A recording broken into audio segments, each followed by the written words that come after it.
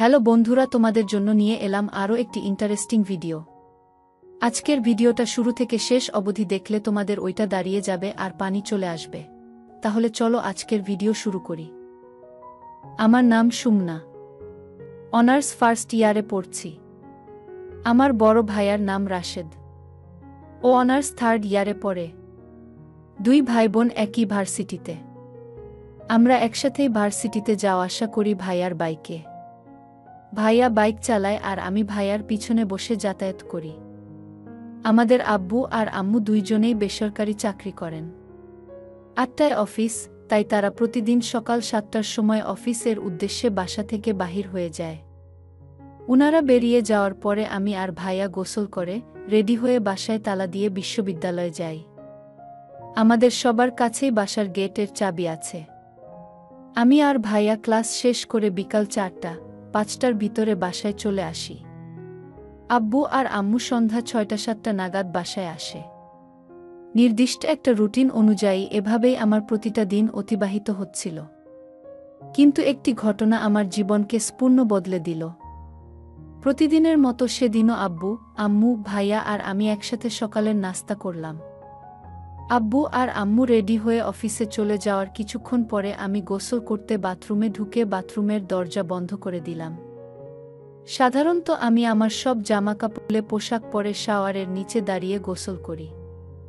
সেদিনও আমি বাথরুমের দরজা বন্ধ করে দিয়ে জামাটা খুলে যেই পাশে রেখে দিতে যাব তখনই আমার মনে হলো বাথরুমের দরজার নিচ দিয়ে কোনো একটি ছায়া দেখা যাচ্ছে। তখন আমি কালো জামা আর পায়জামা পরে দাঁড়িয়েছিলাম। আমার মনে একটু ভয় করছিল, তবুও আমি মনে করলাম এটা আমার মনের ভুল। তাই আমি আমার পোশাক পরিবর্তন করে পাশে রেখে দিলাম। আয়নায় নিজেকে একটু দেখে নিলাম। আমার সৌন্দর্য যে কোনো ছেলের মাথা নষ্ট করে দেওয়ার জন্য যথেষ্ট। আমি সম্পূর্ণ শাওয়ারের নিচে দাঁড়িয়ে শাওয়ার চালু করে দিলাম। শাওয়ারের পানি আমার মাথা ভিজিয়ে দিয়ে বয়ে নিচে পড়তে লাগলো। সম্পূর্ণ শরীর ভালো করে ভিজিয়ে নিয়ে আমি শাওয়ারটা বন্ধ করে দিয়ে সাবান হাতে নিলাম। প্রথমে আমি ভালো করে সাবান লাগলাম। তারপরে আমি আমার পায়ে সাবান লাগানোর সময় লক্ষ্য করলাম বাথরুমের দরজার নিচ দিয়ে একটি ছায়া নড়াচড়া করছে। আমার মনে হতে লাগলো কেউ হয়তো বাথরুমের দরজার ফুটো দিয়ে আমার দেখছে। কিন্তু এই সময় তো আমি আর ভাইয়া ছাড়া অন্য কেউ বাসায় নাই। তাহলে কি দরজার ফুটো দিয়ে ভাইয়া আমার? ভাইয়ার কথা মনে হতেই আমি লজ্জায় ঘুরে দাঁড়ালাম। তখনই আমার মনে হলো এতক্ষণ ভাইয়া সামনে থেকে আমার দেখতে পাচ্ছিল, কিন্তু ঘুরে দাঁড়ানোর ফলে ভাইয়া এখন আমার দেখতে পাচ্ছে। আমার ভীষণ লজ্জা লাগাতে লাগলো। পরক্ষণেই আমার মনে হলো হয়তো ভাইয়া প্রতিদিনই দরজার ফুটো দিয়ে আমার গোসল করা দেখে। আগে কোনোদিন আমি লক্ষ্য করি নাই। যদি এমনটাই হয় তাহলে ভাইয়া আমাকে দেখতে বাকি রেখেছে বলে তো মনে হয় না। যদি ভাইয়া আমার দেখেই থাকে তাহলে এখন আর লজ্জা করে কি হবে? কিন্তু আমার তো ভুলও হতে পারে। দরজার ওপাশে ভাইয়া নাও হতে পারে। হয়তো লাইটের আলো পড়ে অন্য কোন একটা ছায়া দেখা যাচ্ছে। তাই আমি এসব বাজে চিন্তা বাদ দিয়ে শাওয়ার চালু করে গোসল শেষ করে জামাকাপড় পরে নিলাম।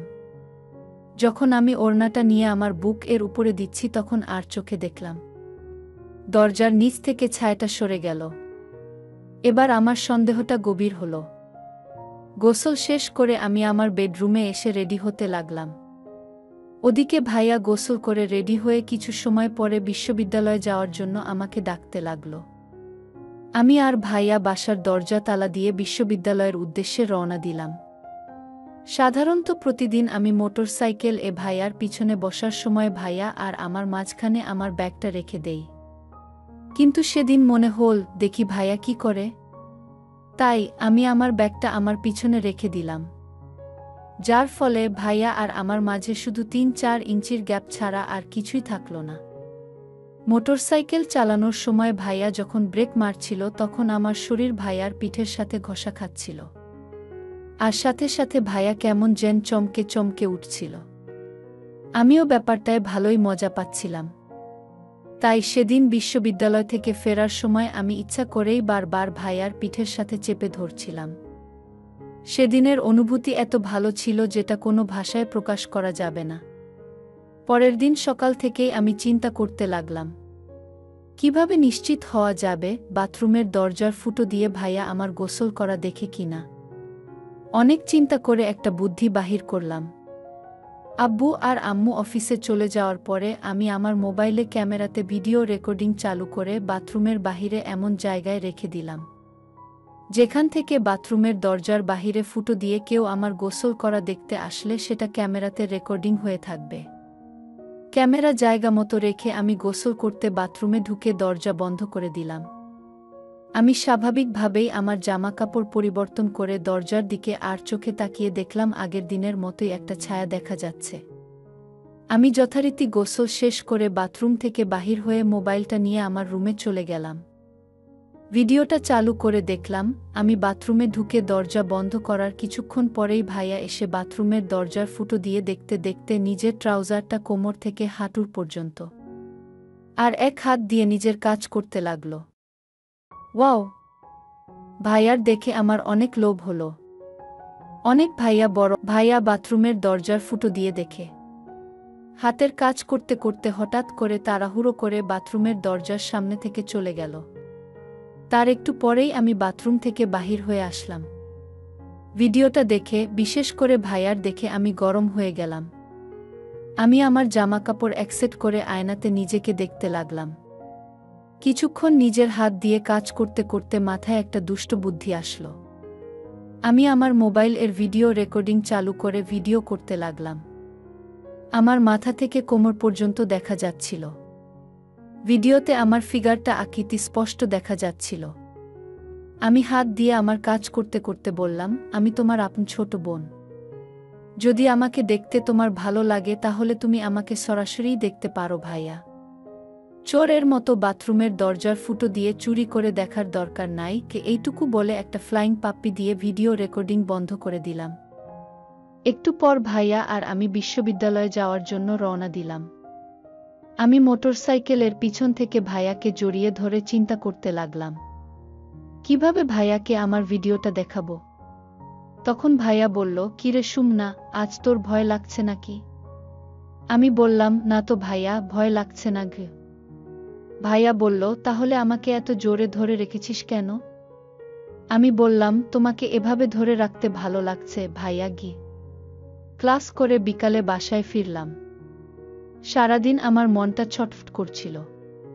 কিভাবে ভাইয়াকে আমার ভিডিওটা দেখাবো বুঝতে পারছিলাম না। রাত 12টা, আমি বিছানায় শুয়ে ছটফট করছি।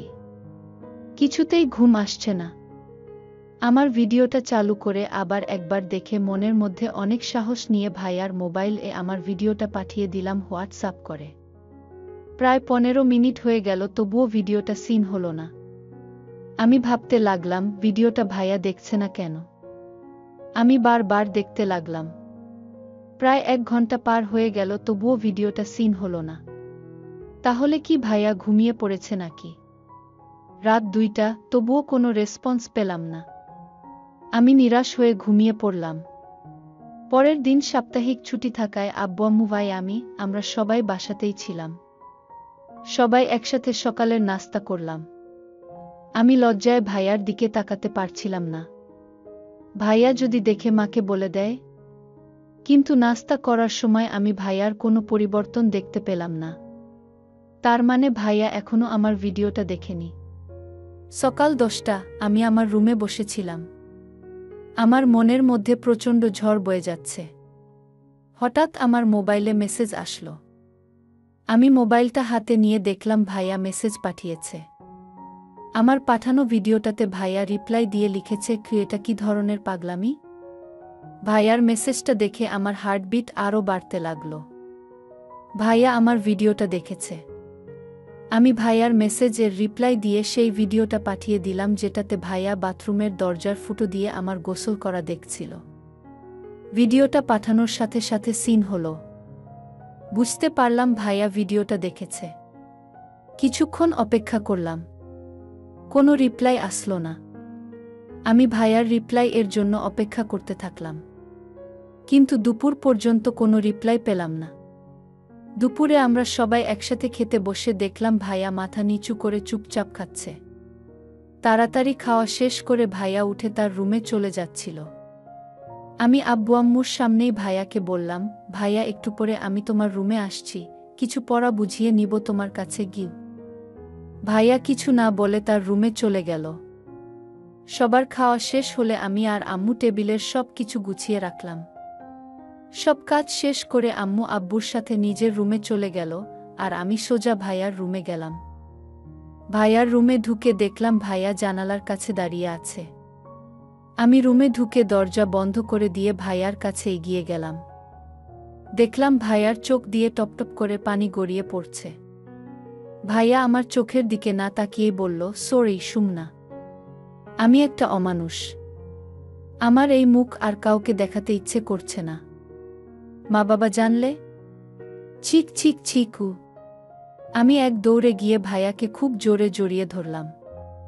নিস্তব্ধ একটা রুম, কারো মুখে কোনো কথা নাই। কিছুক্ষণ পর আমি নীরবতা ভাঙলাম। ভাইয়ার কানের কাছে আমার মুখটা নিয়ে গিয়ে বললাম, আই লাভ ইউ ভাইয়া। মা বাবা কেন? কেউই একটা জানবে না গি। ভাইয়া বলল, আমিও তোকে খুব ভালোবাসি সুমনা, কিন্তু আমরা আপন ভাই বোন, এই কথাটা আমাদের ভুলে গেলে চলবে না গি। আমি বললাম, এসব তুমি চিন্তা করো না ভাইয়া, তুমি সবসময় আমার বড় ভাই থাকবে, আর আমি সবসময় তোমার আদরের ছোট বোনই থাকব। আমি ভাইয়ার গালে একটা উপহার দিয়ে বললাম, এখন আমি যাই ভাইয়া, আর আগামীকাল আমি বাথরুমের দরজা খোলা রেখেই গোসল করব।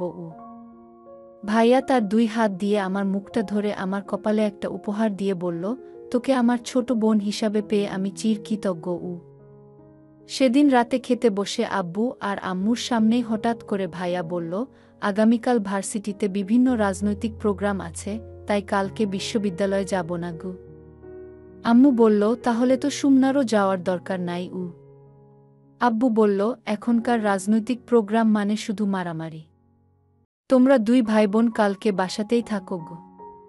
আমি ভাইয়ার দিকে তাকিয়ে মুচকি একটা হাসি দিলাম। পরের দিন যথারীতি আব্বু আম্মু অফিসে চলে যাওয়ার কিছুক্ষণ পরে আমি ভাইয়ার রুমে গিয়ে দেখি ভাইয়া বিছানায় শুয়ে আছে। আমি গিয়ে ভাইয়ার বুক এর উপর শুয়ে পড়লাম। আমি ভাইয়ার মধ্যে একটা পরিবর্তন লক্ষ্য করলাম। আমি দুষ্ট হেসে বললাম, আজকে ক্লাসে না গিয়ে সারাদিন বাসায় থাকার পরিকল্পনা করলে কেন ভাইয়া? সারাদিন তুমি আমার সাথে কি করবে? আমার সাথে প্রেম করবে? আমার কথা শুনে আমাকে বুকের উপর থেকে নামিয়ে দিয়ে ভাইয়া উঠে বসল। ভাইয়া বলল, গতকাল তুই বলেছিলি আজকে বাথরুমের দরজা খোলা রেখে গোসল করবি। তোর দেখার পরে আমার আর কোনো ক্লাসে মন বসবে না, তাই আমি বাসাতেই থাকতে চেয়েছিলাম। তুই আমার আপন ছোট বোন, আমি তোর সাথে কাজের পরিকল্পনা করব, সেটা তুই ভাবলি কিভাবে? আমি ভাইকে আর কোনো কথা বলতে না দিয়ে উনাকে ধরে বিছানাতে শুয়ে দিয়ে ভাইয়ার বুকের উপরে উঠে বসে আমি ভাইয়াকে উপহার দিলাম। প্রথমে ভাইয়া কোনো রেসপন্স করল না, চুপ করে থাকল। আমি আমার কাজ করতে লাগলাম। এবার ভাইয়া রেসপন্স করতে লাগল। আমার সাথে সাথে ভাইয়াও কাজ করতে লাগল।